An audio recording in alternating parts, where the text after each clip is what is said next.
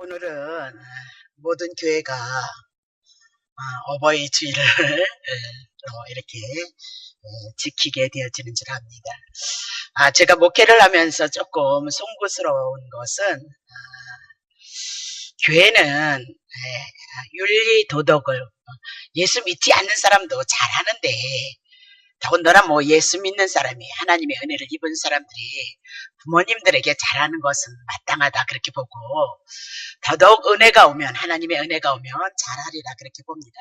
근데 교회는 여러분 기억하셔야 됩니다. 교회는 세상을 추구하거나 윤리 도덕을 추구하는 그런 종교가 아니고 다 세상의 심판 가운데 있는데 죄악 가운데 있는데 하나님께서 하나님의 아들 예수 그리스도를 통하여서 우리를 위해서 죽으셔서 우리를 살리셨다. 그것이 정말 여러분의 영혼에 믿음이 되어지도록 예수를 증거하고 보이지 않는 하나님의 나라가 왔다는 것을 증거한 거지. 교회는 부모님한테 잘해야 좀 믿지 않는 사람도 잘하는데 그런 걸 얘기하는 것이 아니라는 것을 여러분이 좀 기억하셨으면 좋겠어요. 때로는 간혹 어떤 분들이 그렇게 왜 그런 거를 안 가리키냐 그렇게 얘기를 하지만 실상은 하나님의 은혜가 와지면 부족하면 부족한 대로 열심히 부모님을 사랑하고 섬기게끔 되어져 있는 거거든요. 그러니까 예수를 만나지 못해서 그래요. 만약에 아주 여러분들이 섭섭하고 아주 힘들다면 물론 삶이 다 다르겠지만 형편이 다 다르겠지만 어떤 처지에 있는지는 모르지만 그런 것 때문에 그럴 거고 여러분이 교회에 오셔서는 세상 말을 들으려고 하시면 안 된다. 기껏 교회에 오셔서 하나님을 알아가면 그 하나님에 대한 그 위대함과 우리를 사랑하시는 그 사랑을 알아가면 그 은혜가 실제가 되어지면 여러분 영혼이 바뀌고 삶의 가치관이 바뀌어진다 그 얘기입니다. 그렇다면 무엇이 더 크냐? 인간의 사상을 전하는 건 절대 교회가 아니라는 것을 여러분이 기억하시고 늘 텔레비에서 농담을 많이 하시고 그죠? 재밌는 말을 많이 하시는 것은 왜 많이 하시느냐? 그렇게 해서라도 하나님에 대해서 알고 그렇게 해서라도 예수님을 조금 알게 하기 위해서 그런 얘기를 많이 한다는 것을 여러분이 기억하시고 정말 하나님이 원하시는 그 말씀을 여러분이 듣기를 원하고 그 중심으로 여러분이 오셔야 된단 말이에요.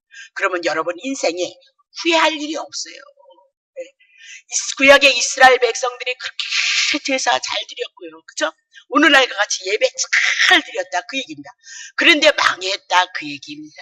그러니까 제사 잘 드려서 복을 받으라 그 얘기가 아니고 제사를 드림으로 짐승이 죽어서 자기가 죽어야 되는데 짐승이 대신 죽어서 그들이 하나님의 선민으로서 용서를 받고 은혜를 입었다. 그것을 깨닫게 하기 위해서 제사를 드렸는데 제사만 잘 드리면 복을 받는 줄 알았다 그 얘기입니다. 그래서 이스라엘 백성들이 남유다가 다 망해버렸다 그 얘기입니다. 오늘도 여러분이 예배를 드리면서 예배 드린 것으로 다 했다 한다고 해서 하나님이 여러분에게 기대하는 것처럼 축복을 하시느냐? 그렇지 않습니다. 오늘 예수 그리스도를 통해서 은혜를 입고 구원을 받아서 하나님의 생명이 내 안에 있어서 하나님이 나를 선한 길로 인도하셔서 주어진 생애를 우리 주님을 사랑하고 섬기는 그 삶 가운데서 여러분의 삶이 있을 때 형통하다 그 얘기입니다. 그것을 위해서 가르치는 것이 교회지 농담하고 여러분의 귀에 재미있게 축복받아라 그러면 여러분 얼마나 좋겠어요. 밑도 끝도 없이 그렇죠? 네? 자식이 형통할 거다 그러면 얼마나 여러분 좋겠느냐. 밑도 끝도 없는 얘기 그런 얘기 하지 말라. 구약에 모든 선지자들이 예언을 한데 그들이 죄 가운데 있을 때 심판이 있으니까 망한다의 참 선지자였다 그 얘기입니다. 근데 늘 형통할 것이다 형통해 결국은 준비하지 못하고 그들은 당했다 그 얘기가 오늘 본문의 내용이다 그렇게 얘기를 하고 있는 겁니다. 그러니까 어떤 절기나 그런 것은 사실 구약에 다 되었다 그 얘기입니다. 예수님을 증거하기 위해서 절기가 있었다 그 얘기를 하고 있거든요. 그러니까 이 교회는 정말 말씀을 알아서 말씀을 통해서 생명이 우리 안에서 그분이 역사하기를 원하는 것을 가지고 소망하면서 우리가 이 교회는 주님을 섬긴다는 것을 여러분 기억하면서 이제 제가 변명 아닌 변명을 하는 겁니다. 이제 따라오시면 됩니다. 자, 누가복음 21장은 예루살렘의 멸망을 얘기하고 예루살렘의 멸망을 통해서 종말에 대한 것을 같이 계시한다 그렇게 얘기했습니다. 그러면 성경이나 주님의 관심사는 멸망이 아니다 그 얘기입니다. 자, 31절 보겠습니다. 이와 같이 너희가 이런 일이 나는 것을 보고도 마지막 때 종말의 증상, 하나님의 나라가 가까이 왔다는 것을 알게 하기 위해서 우리들에게 말씀하고 있고, 주제는 뭐냐? 하나님의 나라. 세상은 다 심판을 받아도 우리는 천국 하나님의 나라가 온전히 이루어지는 거니까, 세상에 심판이 온다 해도 우리는 뭐다? 세상의 종말을 향해서 치닫고 있어도 우리는 뭐다? 기뻐하고 감사할 수 있는 자들이 되어졌도다. 그 얘기를 여러분에게 증거한다 그 얘기입니다. 그래서 중요한 요절이 뭐냐? 누가복음 21장에 27절. 그때 사람들이 인자, 이 땅에는 사람이 없다는 겁니다. 참 사람 누구요? 예수 그리스도만 참 사람. 그러면 우리 뭐냐? 다 죄 가운데 있기 때문에 짐승이다. 성경이 우리에게 그렇게 얘기를 한단 말입니다. 그러면 예수가 구름을 타고 하나님의 능력과 권능을 가지고 이 땅에 온다. 그것을 예수님을 믿는 사람들 보게 되어져 있도다. 그렇게 우리에게 축복하는 말씀이다. 심판이나 멸망은 우리와 상관이 없는 말씀이다. 그렇게 얘기를 하고 있는 거죠. 그러면 지금 이렇게 말씀하고 있는 이 시점은 예수님이 십자가에서 죽으시기 위해서 이제 십자가를 목전에 두고 있다 그렇게 얘기하면서, 십자가 넘어 내가 너네들을 위해서 죽음으로 하나님의 나라 하나님의 영광이 있다는 것을 너네들은 기억하도록 하라. 그것을 바라보기를 원해서 지금 이 말씀을 해 나가고 있다 그렇게 얘기를 하고 있는 거죠. 그러면 종말에 대해서 말씀하신 예수님은 계속 지금 연결해서 예루살렘의 멸망을 향해서 선포하고 있다 그 얘기입니다. 자, 20절에 나가죠. 너희가 예루살렘의 군대들이, 로마 군대들이 에워쌀 거라는 겁니다. 그것을 보거든 예루살렘의 멸망이 가까운 줄 알라라고 그렇게 얘기를 하고 있는 거죠. 그러면 예루살렘과 연관해서 종말을, 마지막 때 주님이 오시는 심판에 대해서 말씀하고 있다 그 얘기입니다. 그러면 지금 성전 지도자들, 유대인들, 그들이 오신 예수 그리스도를 어떻게 영접하느냐, 영접하지 않느냐, 그분을 어떻게 대접하느냐, 대접하지 않느냐에 따라서 심판이 갈라진다. 예루살렘의 멸망을 통해서 마지막 종말은 어떻게 종말이 오느냐? 재림의 사건을 통해서 이 땅이 다 심판을 받지만 예수를 영접했던 사람들은 어떻게 해요? 하나님의 구원의 천국잔치에 참여할 것이다. 그렇게 얘기를 하고 있는 거죠. 자, 그러면 예루살렘의 멸망에 대한 것은 에레미야를 통하여서도, 에스겔을 통하여서도, 다니엘을 통하여서도, 미가서들을 통해서 이미 나도 많은 부분을 가지고 예루살렘 망한다 그렇게 예언을 했습니다. 근데 그 말씀이 이제 그대로 때가 되어져서 예루살렘의 심판이 이루어졌도다. 하나님의 말씀이 이루어지지 않은 것은 한 것도 없도다라고 그렇게 얘기하면서, 중요한 것은 예루살렘의 멸망을 통해서 인류의 종말의 현상이 비슷할 것이다고, 그것을 너네들이 알아야 된다 그렇게 얘기를 하고 있는 거죠. 그러면 역사적으로 AD 70년에 그냥 로마로부터 예루살렘이 무너졌습니다. 그건 뭐 세계의 역사가 다 아는 거니까. 그렇다면 그 역사가 그대로 이루어지고 말씀이 이루어졌다는 것에 맞았네, 쪽집게네, 이런 것에 관심을 둘 것이 아니고, 예루살렘의 멸망을 통해서 이미 죄인들을 심판하시는 주님의 십자가의 사건이 벌어지고 있다. 그것이 더 중요하다 그 얘기입니다. 자, 20절에 보니까 예루살렘이 로마의 군대에 있어 포위가 되지만 분명히 멸망을 당할 것이다. 그러면 그때는 너네들이 어떻게 해야 되겠느냐? 21절 봅니다. 자, 그때의 유대에 있는 자들은 산으로 도망을 해라. 성내에 있는 자들은 나갈지며 손에 있는 자는 그리로 들어가지 말지어다. 그렇게 얘기했죠. 그러면 유대에 있는 자들은 예루살렘을 멸하려 오는 로마 군대를 향해서 맞서고 전쟁을 치르지 말라. 왜? 너네들이 죄값을 인하여서 이민하도 하나님께서 로마 군대를 불러서 그들을 심판하시기를 작정한 거니까 빨리 그때는 도망을 가라. 그렇게 얘기를 하고 있는 거죠. 산으로 도망가라. 두 번째, 성 안에 있는 자는 예루살렘 성을, 하나님의 성전이 계시는 성전을 보다 버리고 성 밖으로 나가라. 그렇게 얘기하고, 손에 나가 있는 사람들은 예루살렘에 들어가지 말라. 그 유대인들은 사상이 어떤 사상이었냐면, 유대인들은 예루살렘이 하나님의 성전이 있으니까 늘 지키시고 보호하시는 하나님의 은혜가 있기 때문에 안전하리라 그렇게 여겼던 겁니다. 근데 주님은 이미 나도 말씀했다는 거예요. 20장 18절. 자, 누가복음 20장. 무릇 이 돌 위에 떨어지는 자는 깨어지고 이 돌이 사람 위에 떨어지면 서로 가로를 만들어서 흩트리라 하시면서 하나님의 성전이 예루살렘이 이스라엘이 무너질 것을 이민에도 예언을 했다라고 그렇게 얘기하면서 예루살렘의 성전은 돌 위에 돌 하나도 남기지 않고 다 무너질 거라는 거예요. 이 돌들을 인해서 사람들에게 떨어지면 사람이 가루가 되어질 것이다. 그렇게 얘기를 하고 있는 거죠. 그랬더니 예수님의 제자들이 물었잖아요. 징조가 무엇이고 그런 때는 언제인가 그렇게 물었습니다. 그러니까 그런 답변을 지금 저번 주에 심판에 대한 사건을 말씀하고 오늘도 연이어서 말씀하고 있다라고 그렇게 얘기를 하면서 예루살렘은 이민아도 제 가운데 하나님의 심판이 있음으로 말미암아 멸망을 당한다. 더 이상 그것은 피난처가 될 수 없도다라고 그렇게 얘기를 하고 있는 겁니다. 22절 봅니다. 이 날들은 기록된 모든 것을 이루는 형벌이로다. 그러면서 이 날들은 하나님의 심판이 있는 이 날들은요 기록되어졌다는 거예요. 어디에요? 이제 알죠? 구약 성경에 이민아도 다 기록이 되어졌도다. 그렇게 얘기를 하고 있는 겁니다. 그럼 구약에게 예언되어졌던 그 모든 말씀이 그대로 이루어졌다. 그렇게 얘기를 하고 하나님이시기 때문에 이스라엘 백성들이 범죄할 것을 알았다. 그 얘기입니다. 자, 이민아도 영원 전서부터 예수 그리스도를 준비했으니까 우리가 제 가운데 머물러 있을 것을 하나님 너무나도 아셨다. 그 얘기를 해나갔던 것과 동일한 겁니다. 그러면 신명기 32장에 보면 이스라엘 백성들이 하나님을 대적하는 것을 말하고 있습니다. 이스라엘 백성이 하나님을 대적합니다. 그들을 위해서 하나님은 구원하시고 그들을 기르시고 그들을 인도했지만 그들은 하나님을 거역했다. 그렇게 얘기를 하고 있습니다. 그러면 그들을 향하여서 하나님께서 정말 기억하라 심판이 있을 것이다. 그렇게 분명히 말했을지라도 그들의 상태는 소돔과 고모라 땅과 같은 상태였도다. 그렇게 얘기하면서 심판을 받을 수밖에 없지 않느냐 그렇게 말씀을 하고 있는 거죠. 그러면 하나님의 성전이 있었던 예루살렘이 하나님을 섬기는 것이 아니고 소돔과 고모라와 같은 죄악의 도성이 되어졌도다. 그렇게 얘기를 하고 있는 거죠. 자, 에레미야 5장. 너는 이를 야곱 즉 이스라엘을 향하여서 야곱이다. 그렇게 얘기하는 거거든요. 선포하며 유다의 공포에 똑같아요. 공포하여 이르기를. 자, 봅시다. 우준하여 지각이 없고 눈이 있어도 보지 못하며 귀가 있어도 듣지 못하는 백성이여 이를 들을지어다. 이스라엘 백성을 향해서 하나님의 선한 역사가 얼마나 초자연적인 역사가 많이 있었느냐. 그때마다 선지자를 통해서 이적과 기적을 드러냈다. 그렇게 얘기를 합니다.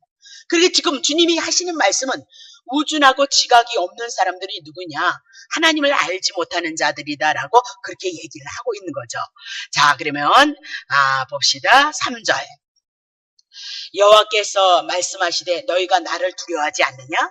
내 앞에서 떨지 아니하겠느냐? 내가 모래를 두어 바다의 계한 한계를 삼았다 이깁니다. 그러니까 하나님께서 하나님의 능력과 권능이 얼마나 대단한지 아느냐? 지금 바다를 향하여서 거기다 모래를 두지 않으면 그 바닷물이 침몰하여서 오늘 우리들이 사는 세계까지 이렇게 침몰해 되어지면 너네들이 어떻게 살겠느냐? 그렇게 얘기를 하는 거예요. 그러니까 우리가 살 수 있도록 뭐다? 바다의 한계를 정하셨다 그 얘기입니다. 침몰하지 못하도록 그분의 권능으로 지금도 붙들고 있도다 그렇게 얘기를 하고 있는 거죠. 바다의 한계를 삼되 그것으로 영원한 계한을 삼고 지나치지 못하게 하였으므로 파도가 흉흉하나 그것을 이기지 못하며 뛰노나 그것을 넘지 못하리도다. 그렇게 얘기하면서 여호와의 권능이 도대체 어떤 권능인지 아냐? 이 세계 모든 만물을 향하여서 지금 배의 세월호의 사건을 통해서 생명이 그렇게 앗아갔던 것처럼 일본의 쓰나미의 사건을 통해서 그런 일들이 있었던 것처럼 하나님께서 모든 만물들을 붙드시고 우리를 향하여서 구원의 역사를 이루시고 그분의 권능을 알게 하시기 위해서 모든 초자연적인 모든 역사도 누가 붙들고 있느냐? 하나님께서 여호와께서 붙들고 있도다라고 그렇게 얘기를 하고 있는 겁니다. 자, 23절. 그러나 너희의 백성은 배반했고 패역한 마음이 있어서 이미 배반하고 하나님의 곁을 떠나갔도다. 그렇게 얘기를 하고 있죠. 4절. 또 너희의 마음으로 우리에게 이른 비와 늦은 비를 때려 따라 주시면서 우리를 위하여 추수의 기한을 정하시는 우리 하나님 여호와를 경외하자 말하지도 아니하도다. 그러니까 하나님에 대한 은혜와 하나님에 대한 사랑은 없다. 그 얘기를 해나가고 있는 거죠. 5절 보세요. 너희의 허물이 이러한 일들로 물리졌도다. 허물로 인하여서 어떻게 해요? 이런 일들이 물리쳤는데 너희의 죄가 너에게 오는 좋은 것을 보다 막았도다. 그러니까 우리에게 오는 좋은 것들이 뭐냐? 하나님께로부터 주신 모든 은혜를 알고 깨닫고 감사함으로 우리의 주어진 삶을 살아가되 하나님을 경외하는 삶을 살아가야 되는데 하나님에 대한 관심이 없도다. 그 얘기를 해나가고 있는 거지. 그것이 우리에게 좋은 것을 주시는 하나님의 은혜를 막는도다. 그렇게 얘기를 하고 있는 겁니다. 6절 내 백성 너희 중에 악인이 있어서 새 사냥꾼의 매복함과 같이 지키며 덫을 놓아서 사람을 잡는 사람들이 하나님의 선민이었다는 거예요. 그러니까 사냥꾼이 왜 숨어 있어요? 새를 잡기 위해서 숨었다 그렇게 얘기를 하고 있는 거죠. 그러면 사냥꾼처럼 사람에게 덫을 놓아서 사람에게 고통을 주고 사람에게 괴로움을 줘서 자기의 유익을 취하기 위해서 새 왜 잡아요? 쇠고기 먹는지는 내가 모르겠는데 그런 것 때문에 잡는다는 거예요. 자기 유익을. 악인 이스라엘 백성들이 어떻게 덫을 놓아서 사람을 잡기 위해서 자기를 살고자 남을 죽이고자 하는 그 짓을 그렇게 많이 했다. 그렇게 얘기를 하는 겁니다. 7절 조롱의 새들이 가득하다는 거예요. 그렇게 해서 새를 잡은 것 같이. 그러면 악인들이 뭐다? 사람을 치어고 덫을 놓아서 고통을 주어서 자기의 가산을 넓혔다 그 얘기입니다. 너의 집들이 속임이 가득하더라. 그러므로 너희가 왜 이렇게 부자가 되어졌고 왜 이렇게 거부가 되어졌느냐? 사람들을 덫을 놓아서 속임을 얻고 자기는 뭐다? 부유한 자가 되어졌도다. 그렇게 얘기를 하죠. 7절 살찌고 윤택하며 또 행위가 심히 악하여서 자기의 이익을 얻으려고 송사 곧 고아의 송사를 공정히 하지 아니하며 빈민의 송성을 공평히 판결치 아니하니. 그러니까 이렇게 고아나 빈민은 힘이 없다 이 말입니다. 오늘날도 힘 있는 사람들이 어떤 법적인 문제를 냈을 때 돈 많은 사람이보다 최고의 변호사를 서서 어떻게 해요? 자기의 권리를 주장해 나가고 싸워 이긴다 이 말입니다. 그때 당시에도 고아나 빈민은 그럴 만한 힘이 없으니까 그들을 어떻게 해요? 등쳤다 그 얘기를 해 나가고 있는 거란 말입니다. 자, 그러면 하나님께서 이런 상태에 있는 이스라엘 백성들을 향해서 어찌 심판하지 않겠냐? 그것 때문에 하나님이 공의이겠느냐? 그래서 이스라엘 백성을 심판하겠다 그 얘기입니다. 자, 29절 내가 이 일들을 인하여 벌하지 아니하겠느냐? 내 마음이 이같이 나라에 보수지 않겠느냐? 여호와의 보복하지 주지 않겠느냐? 그 얘기입니다. 30절 이 땅이 기괴하고 놀라운 일이 또 있다는 거예요. 너무 끔찍한 일이 있는데 1절 선지자들은 거짓을 하나님의 말씀 하나님의 뜻을 선포해야 된단 말입니다. 근데 선지자들이 하나님의 말씀을 무시하고 거짓을 예언하고 제사장들은 이스라엘 백성들을 향해서 백성들의 죄를 용서받아서 하나님의 은혜를 잊게 하는 중보자의 사명을 감당해야 되는데 자기의 권력을 가지고 누구를 해요? 백성들을 다스리는 거예요. 그러니까 오로지 하나님의 지도자들이 누구밖에 없었어요? 자기밖에 없었다 그 얘기입니다. 자기밖에. 내 백성은 그것을 또 무식하니까 뭐예요? 그것을 너무너무 좋게 여기고 있더라. 그 결국에는 내가 어찌 하겠느냐 그렇게 얘기를 하고 있는 거죠. 그러면 이들을 향해서 하나님은 심판 후에는 그들에게 할 것이 아무것도 없도다라고 그렇게 얘기합니다. 그래서 바벨론의 70년 포로 생활을 해나가고 있는 겁니다. 그리고 다시 돌아와서 성전을 짓기 시작하고 성전이 건축이 되어지는 겁니다. 그리고 지난 후에 또 그들이 달라지는 것이 없더라 그렇게 얘기를 하고 있습니다. 달라지는 것이 없고 오히려 에루살렘의 성전을 졌는데 에루살렘 성전이 지금 어떤 손에 도적의 소굴이 되어졌도다라고 그렇게 얘기를 하고 있는 겁니다. 그럼에도 그 하나님의 성전에 하나님의 거룩함이 드러내고 이스라엘 백성을 불쌍히 여기고 긍휼히 여기는 하나님의 은혜가 있어야 되는데 오히려 도적의 소굴이 되어져서 그들이 뭘 붙잡고 있어요? 성전 보십시오. 그물어진 이 성전 보십시오. 이 미석을 보십시오. 이 건물을 보십시오라고 자랑을 했다라고 그렇게 얘기를 하고 있는 거죠. 그러면 그들에게는 이거 하나님의 성전이니까 하나님의 성전에는 늘 하나님이 계시기 때문에 이제 언젠가는 메시아가 와서 모든 대적을 물리치고 온 세상의 영광과 보물이 에루살렘을 향하여서 올라올 것이다, 몰려올 것이다 라고 그렇게 생각을 하고 있었단 말입니다. 오늘도 여러분들이 신앙생활하면서 여러분 속에서 착각하고 사시면 안 된다. 주님은 뭐라고 얘기했냐? 돌 위에 돌 하나도 남기지 않고 그들을 심판하시겠다라고 그렇게 얘기를 했습니다. 이런 심판은 구약의 선지자들이 다 예언하고 예언대로 되어졌도다. 그러면 선지자들이 그리스도의 영으로 하나님의 영으로 그들은 예언을 했던 겁니다. 그 선지자의 영으로 그리스도의 영으로 예언했던 것을 그리스도께서 오셔서 지금 다 이루고 있도다라고 그렇게 얘기를 하고 그들은 성전이 있기 때문에 망하지 않는다 그렇게 생각했습니다. 성전이 있기 때문에 망하는 것이 아니라 성전에는 우상으로 가득 차 있도다라고 그렇게 얘기고 성전을 붙들고 있도다. 그것이 우상 숭배이다. 그렇게 얘기를 하고 있는 겁니다. 그래서 참된 성전이신 예수 그리스도가 메시아로 왔을지라도 예수 그리스도를 그들은 죽였도다라고 그렇게 얘기하면서 예루살렘이 멸망당하는 것은 당연하지 않느냐 그렇게 얘기를 하고 있습니다. 그러면 하나님의 성전으로 예수 그리스도가 오셨습니다. 예수를 영접함으로 우리가 하나님의 성전이 되어졌도다라고 그렇게 얘기를 하고 있습니다. 그럼 우상 숭배가 무엇이냐?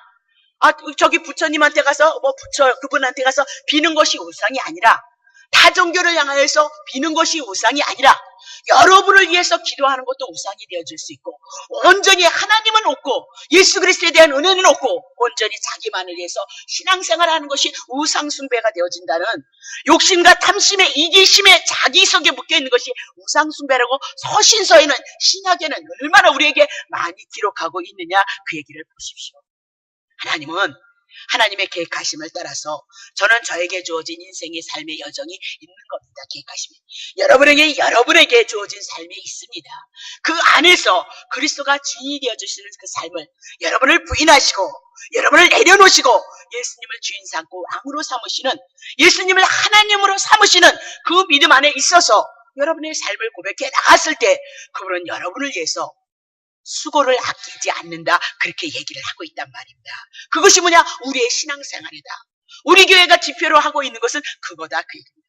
내가 교회가 부흥되어지기 위해서 성도들이 모아지는 그 목적을 향해서 저는 목회하지 않아요. 많은 분들이 와서 예배 드려주고 교회가 성장하고 그러면 영광도 있고 명예가 있는지는 모르지만 전 그것이 목적이지 않단 말입니다. 온전히 그분의 은혜가 임했기 때문에 그분의 사랑이 크기 때문에 그걸 통해서 하나님이 행복할 수 있었기 때문에 여러분도 행복하라고 그 말씀을 전하는 목회를 하는 거지 결코 배후에 나를 숨기고 하나님의 영광이라는 그 이름을 가지고 여러분을 향해서 이용하지 않는다 그 얘기입니다. 그러니까 오늘 여러분도 마찬가지입니다. 그분이 죽으심 속에서 다 그분의 은혜와 그분의 사랑과 은혜하심은 다 들어있다 이 얘기를 합니다. 여러분이 구하지 않아도 여러분이 하나님의 사람이 되어지면 넉넉히 은혜 주신다 그 얘기를 하고 있는 거죠. 자 그러면 누가복음 21장 23절 보세요. 네, 아주 음악이 좋네. 자 보세요. 그날에는 아이 가진 자들과 임신한 자들과 젖 먹이는 자들에게 화가 있을 것이라는 거예요. 이는 땅에 큰 환난이 이 백성에게 진노가 있겠습니다. 24절 저희가 칼날에 죽임을 당할 것이고 모든 이방인에게 사로잡혀 포로가 되어질 것이고 예루살렘은 이방인의 때에 차기까지 이방인들에게 짓밟힐 것이다 라고 그렇게 얘기를 하고 있는 거죠. 그러면 예수님은 이미나도 그날을 내다보고 있었고 예루살렘을 향해서 이미 울었어요. 이런 사건이 있을 것을 아시고 당신의 선민이 고통을 당할 것을 아시고 우셨도다라고 그렇게 얘기를 했습니다. 그래서 그들이 이런 고통을 당하지 않도록 선지자를 보냈다 그렇게 얘기를 하고 있습니다. 근데 그들은 거부했고 마지막 하나님의 아들 예수 그리스도도 거부했다 그렇게 얘기합니다. 그러니까 그날이 심판이 있는 것은 당연하다 그러면서 그날에는 아이를 가진 자들과 젖 먹이는 자들에게 화가 있을 것이다 라고 그렇게 얘기를 하고 있는 거예요. 왜 그러죠? 이제 로마 군대가 쳐들어오면 전쟁을 향해서 피난을 했는데 아이가 있으면 빨리 도망가지 못하기 때문이다. 화를 분명히 당할 것이다. 그렇게 얘기를 하고 이렇게 로마 군대들이 유대인들을 죽이기 위해서 숨어 있게 되어지면 혹시라도 아이가 울게 되어지면 발견이 되어지면 다 죽게 되어질 것이다 라고 그렇게 얘기를 하는 겁니다. 그러니까 실제로 로마로 인하여서 어린 아이도 그리고 이렇게 아이를 가진 자도 뱃속에 있는 자도 꺼내서 죽이고 살인을 했도다라고 그렇게 얘기를 하고 있거든요. 그러면 이미나도 그 사건은 70년대의 역사를 통해서 다 이루어졌다라고 그렇게 얘기하고 앞으로 오시는 우리는 예수 그리스도의 재림에 대한 사건을 우리가 생각을 해야 된다 그 얘기입니다. 그렇다면 이 말씀을 우리가 문자로만 우리가 받아들이면 안 된다 그 얘기입니다. 문자 그대로 받아들이면 이 얘기는 뭐예요? 아기를 갖지도 말아야 되고 아이를 낳아서 젖 먹이는 일도 없어야 되고 언제든지 산으로 도망갈 수 있는 준비를 항상 해야 된다 그렇게 얘기를 하고 있습니다. 그러면 주님이 마지막 때 오실 때 심판의 사건에 대해 산으로 도망한다고 해서 우리가 숨을 수 있겠냐? 그럼 걱정할 거 없죠. 자, 그러면 계시록 8장 8절 보세요. 둘째 천사가 나팔을 부니까 불 붙는 큰 산과 같은 것이 바다에도 들어가는 겁니다. 그래서 바다의 3분의 1이 피가 되어지고 그렇게 얘기하면서 산으로 도망한다고 해서 멸망해서 살아남을 수 있는 것이 아니라는 거예요. 주님의 재림의 사건이 되면 이 세상은 다 불로 심판하기 때문에 도망갈 데가 없도다라고 그렇게 얘기를 하고 있는 거죠. 그렇다면 아이를 가지고 젖먹이는 자들을 향하여서 왜 그런 말씀을 하느냐? 그만큼 그것은 우리에게 깨우치기 위한 말씀입니다. 자, 행동의 제약을 많이 받는 것을 말씀하고 상징하고 싶어서 말씀하고 있다. 그러니까 에루살렘 성전, 하나님의 성전이니까 얼마나 그러니까 많은 사람들의 의식 속에 하나님의 성전이 있으니까 그곳에 들어가면 살 것이다 그렇게 생각을 했는데 하나님은 어디서부터 무너뜨려 버렸어요? 하나님의 성전 에루살렘부터 무너뜨렸다. 너무너무 그 성전 꼴보기 싫다 이거예요. 왜? 하나님이 오시는 예수 그리스도 성전을 준비하시기 위해서 보여줬는데 예수 그리스도는 알지도 못하고 그저 건물 안에 하나님이 계시는 우상 숭배를 가지고 그들이 신앙생활을 했기 때문에 예루살렘 성전부터 때려부셨다 그렇게 얘기를 하고 있는 거죠. 그렇다면 종말의 때 이 모든 것들은 뭐냐면 세상의 것으로 자신을 얽어매지 말라. 주님이 가까이 오면 가까이 오는 그 시간 안에서 여러분들이 주어진 이 삶을 살아갔을 때 세상에서 심판받는 것들을 인해서 여러분의 삶이 그곳에 묶이지 말라 그 얘기를 하고 있는 겁니다. 자, 심판의 대상이 되어지는 모든 것들을 여러분이 붙잡고 그것을 지키려고 한다면 아니 주님은 앞으로 오실 때 심판 다 이 세상에 있는 모든 것을 불로 심판한다는데 그것을 붙잡고 살아가고자 하는 그 삶은 예수님의 십자가의 삶과는 관련이 없는 삶이다라고 그렇게 얘기하고 있습니다. 주님께서 멸망시키고자 하는 그 자체에 매여서는 안 된다.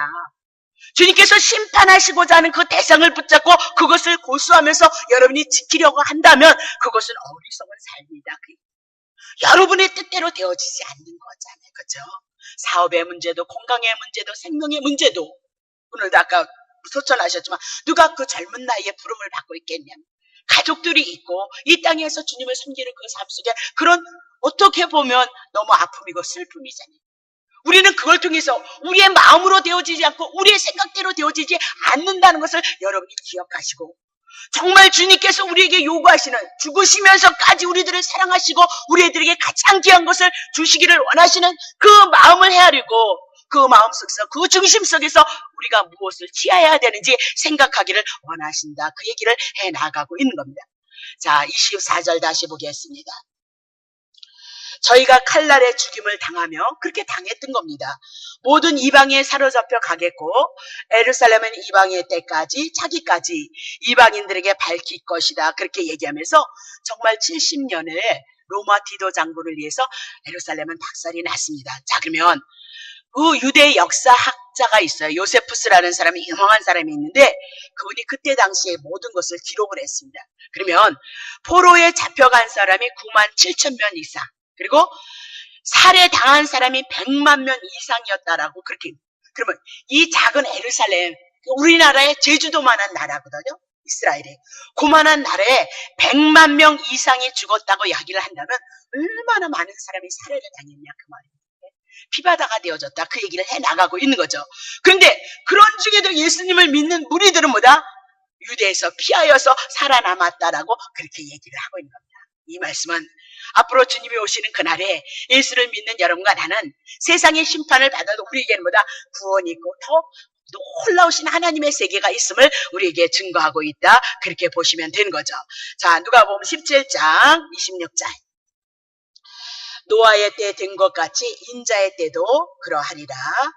노아가 방주에 들어가던 날까지 사람들이 먹고 마시고 장가들고 시집가더니 홍수가 나서 저희를 다 멸하였으며 롯의 때와 같으리니 사람들이 먹고 마시고 사고 팔고 집을 짓더니 롯이 소돔에서 나가던 날에 하늘로서 불과 유황이 비오듯 하여 저희를 멸하였나이다.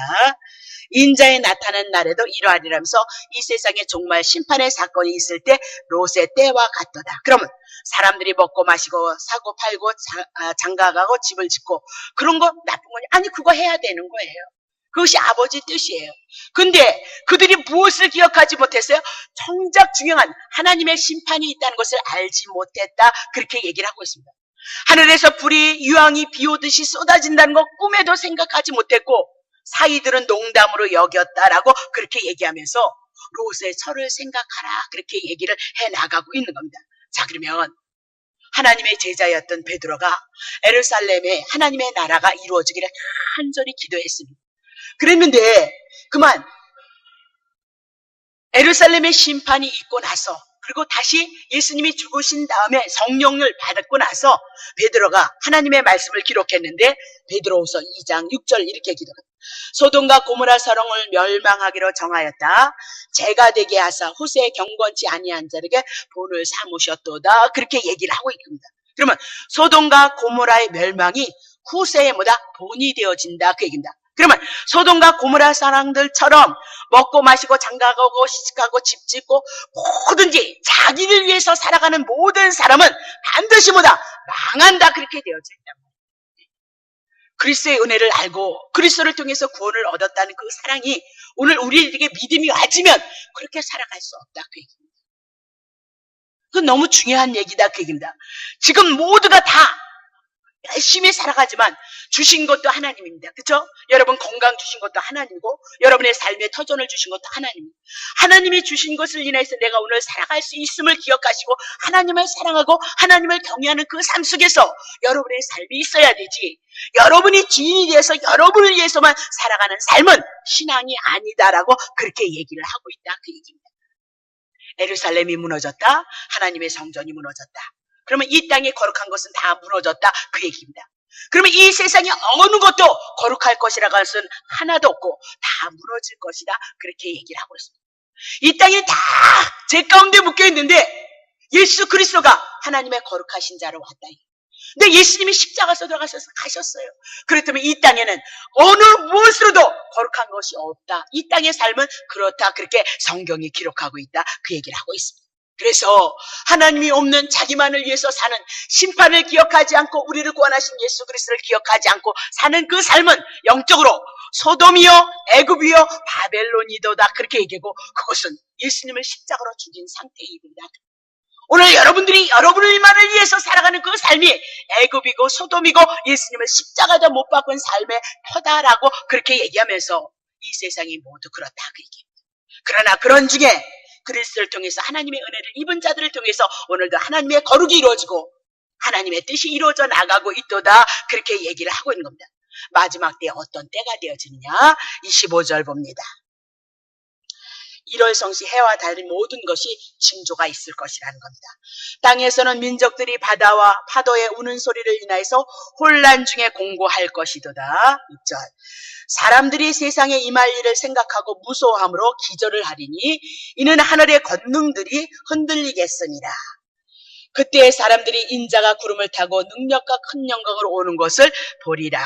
그렇게 얘기를 하고 있죠. 8절 이런 일이 되기를 시작하고든 일어나 머리를 들라 너의 구속이 가까웠느니라 하시니라 라고 그렇게 얘기하면서 이제 이 땅에는 이런 1월 성신 민족과 바다가 우는 소리를 세상의 지진이 기근이 처처해서 난리의 소문들이 나라므로 이 땅은 영원히 살 곳이 되지 못한다는 것을 알게 하고 깨닫게 할 것이도다라고 그렇게 얘기하고 있는 거죠. 하늘의 해와 달과 별이 흔들리니까 사람들이 얼마나 무서웠겠느냐라고 그렇게 얘기를 해나가고 있는 겁니다. 그런 때에 오늘 우리들에게 얘기를 하고 있는 겁니다. 그런 때가 되어지면 너네들은 머리를 들라. 예수 그리스도를 믿는 여러분과 나는 기절하는 것이 아니라 무서워하는 것이 아니라 혼란스러워하는 것이 아니라 머리를 들라. 이제 하나님이 약속하신 그 구원이 오늘 우리에게 왔어. 우리를 향해서 예수님 같이 신령한 몸을 가지고 하나님의 나라에 입성하시는 축복으로 우리들에게 올 것이도다라고 그렇게 얘기를 하고 있는 겁니다. 예수님의 오심은 죽은 자들에겐 영벌이고 지옥이지만 예수를 믿는 여러분과 나에게는 뭐다? 생명의 부활이 있을 것을 향해서 성경은 우리에게 기록을 하고 있으니까 만약 우리 시대에 이런 일들이 있다면 여러분은 뭐다? 예수님이 나 데리러 오신다 그렇게 기억하시고 그것을 믿는 자가 누구냐? 성도이도다라고 그렇게 얘기를 하고 있는 거죠. 자, 그러면 세상에 살고 있다 해서 다 산자이겠느냐? 그렇지 않다는 겁니다. 세상에서 죽었다고 해서 다 죽은 자이겠냐? 그런 자가 아니다. 자, 그러면 어떤 자가 산 자냐? 요한복음 5장 29절. 선한 일을 행한 자는 생명의 부활, 영생이 우리에게 있습니다. 그러니까 선한 일이 뭐예요? 예수를 믿는 것을 가지고 아주 착한 일을 했다. 그렇게 얘기를 하죠. 믿게 하시는 것도 주님이 하시는데 오늘 뭐라고 해요? 하나님께서 예수를 믿는 그 일이 착한 일이고 선한 일이다. 그래서 너네들은 어디냐? 이미 나도 영생 하나님의 나라 영원한 생명. 죽으면 죽는 것이 아니고 그냥 몸만 바뀐다. 그 얘기입니다. 이 육체를 벗어나서 신령한 몸을 갖고 우리는 하나님의 나라에 입성한다. 그 얘기를 하고 있는 거예요. 그러니까 죽음이라는 건 무서운 것이 아니라는 겁니다. 제가 경험을 하지 못했지만 그냥 죽는 것은 밖에 잠깐 이렇게 어떻게 말을 해야 되나? 예. 그냥 여러분이 밤에 피곤해서 주무시는 그 밤잠에 이러시면 또 이렇게 육체의 세계는 모르지 않습니까? 그러면 영의 세계에서 일어나는 일들이 있는 것처럼 혼의 세계에 이런 그런 상태가 되어진다. 그 얘기를 하고 있는 거니까 절대 아파서 고통스럽고 아플까봐 우리가 걱정인 거지 죽음은 절대 우리에게 무서움이 두려움의 존재가 아니고 더 신령한 하나님의 은혜 속에 들어간다는 사실을 믿으시기를 예수 이름으로 축복합니다. 예수 믿는 것은 그런 맛을 믿는 겁니다. 자, 그게 선한 일이 뭐냐? 예수 믿는 자, 영원한 생명의 부활로 나온다는 거예요. 그러면 악한 일이 뭐냐? 예수 믿는 사람도 못된 사람 많더라고요. 지금 뭐죠? 그 오대양 사건, 그 세월호의 사건을 통해서 지금 구원파를 향하여서 거기에 있던 사람들이 텔레비에 보면 막 거기에 있는 사건들을 나오신 분들이 얘기를 해나가요. 어마어마하다는 겁니다. 어마어마하다. 그러니까 그런데 우리가 모르니까 단순하게 들어가는데 붙잡히면 거기도 그렇게 신뢰할 만한 믿을 만한 근거가 분명히 있다 이 말입니다. 그죠? 자, 그럼 봐요. 악한 일을 행한 자는 심판의 부활로 나온다. 우리는 안 죽는다 이 말입니다. 사람은 영은 죽지 않는다. 그래서 문제인 겁니다. 죽으면 뭐 걱정이겠어요. 그죠? 안 믿는 사람은 심판의 볼로 지옥볼로 떨어지는 거고 믿는 자는 뭐다? 예, 영생으로 하나님의 세계로 입성하는 것이다. 그렇게 얘기하면서 하나님은 죽은 자, 심판에 있는 자의 하나님이 아니고 산 자, 우리들에게 영원한 하나님의 되심을 증거해 나간다. 그렇게 얘기합니다. 산 자가 도대체 누구냐? 예수 믿는 자다. 그렇게 얘기하면서 허물과 죄로 죽은 우리를 뭐다? 살리셨도다. 에베소서 살렸다. 그 얘기입니다. 우리는 산 자이도다라고 그렇게 얘기를 하고 있는 거란 말이에요. 자, 그러면 로마서 6장 하고 끝낼게요. 자, 다 했습니다. 이거 놓치시면 안 돼요, 여러분. 그러므로 우리가 그의 예수님의 죽으심과 합하여 세례를 받았다. 그와 함께 장사되었나니 아버지 영광으로 말미암아 그리스도를 죽은 자 가운데서 살리신과 같이 또한 우리도 또한 새 생명, 죽은 생명, 심판의 생명이 아니고 새 생명, 영생, 영원한 생명 가운데서 우리로 하여금 살게 하시기 위해서 예수님이 우리를 위해서 죽었다. 그게 뭐냐? 세례다. 그 얘기입니다. 5절. 만일 우리가 그의 죽으심을 본받아서 그의 죽으심이 내 죽으심이라는 그 믿음이 왔다면 또한 여러분보다 예수님이 살아나셨던 것처럼 여러분보다 산자가 되어서 영원한 생명을 가지고 죽을 수 없는 생명, 영생을 가지고 천국의 생명을 누릴 수 있는 축복이 있도다. 그것이 우리의 믿음이다. 예수 믿는 건 그런 거다. 그 얘기입니다. 자, 10절 보겠습니다. 그의 죽으심에 대해서 죄에 대해서 단번에 죽으심이다. 그의 살아심은 하나님께 대해서 그러니까 예수님이 죽은 건 우리의 죄에 대해서 죽으시고 예수님이 살아나신 건 우리가 하나님 앞에서 산 자가 되기 위해서 예수님이 살아나신 것이다. 그 얘기입니다. 11절. 이와 같이 너희도 너희의 자신을 죄에 대해서 예수님이 다 가져갔으니까 죄에 대해서는 죽은 자. 이제 죄가 없어졌다. 그렇게 얘기를 하고 있단 말입니다. 그래서 그리스도 예수 안에서 하나님에 대해서는 뭐다? 산 자로 여길지어다 명령하고 있다는 사실을 여러분 놓치시면 이 말씀이 안 믿어지면 여러분이 성경 공부를 하셔야 됩니다. 하나님의 말씀을 귀담아 들으시고 하나님의 말씀에 대해서 아셔야 됩니다. 이거 이 믿음 하나 주시기 위해서 오늘 예수님이 우리들에게 오셨다. 그 얘기합니다. 우리 그 산자를 만드시기 위해서 오셨도다. 그렇게 얘기를 하고 있습니다. 자, 그렇다면 예수님이 재림의지로 올 때 우리를 보고 일어나서 머리를 들라. 그 구속의 날이 가까웠다다. 이 땅에 삼시세끼 먹고 사는 이 삶이 얼마나 고달프고 힘든데 오시면 뭐다? 기꺼이 할렐루야 아멘하고 감사하고 예수님의 재림에 여러분의 들림이 있으심을 믿으시는 축복이 있기를 예수 여러분 축복합니다.